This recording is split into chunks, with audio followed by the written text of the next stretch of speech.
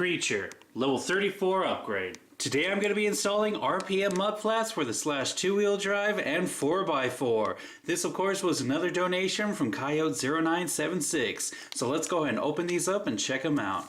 And here I am, just going to go ahead and pull the tag off. Actually I don't need to cut it open. Awesome. Sometimes I do, sometimes I don't. Here we have the brackets for the mud flaps themselves, which are made out of very nice rubber. And then, of course, after that we have the instructions of putting them together, some RPM stickers, and finally the screws to put it all together.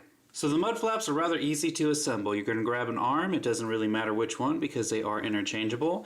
You're going to get a mud flap, lay it across the end of the arm, followed by one of these little plastic braces, and then you're going to hold the whole thing together using two small screws right here and there. With the other arm, it's the same process, you just got to build it in the other direction. Now that I have them assembled, it's time to go and attach them to the rear bumper. One important note, you cannot attach these to the stock bumper. You do need to use the RPM rear bumper.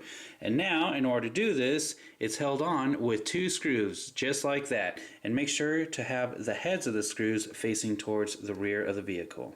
Here's before. And here is after. Check that out, guys. It's a little simple modification, but I have to admit that it looks pretty darn good. Thank you very much, Coyote, for this awesome donation.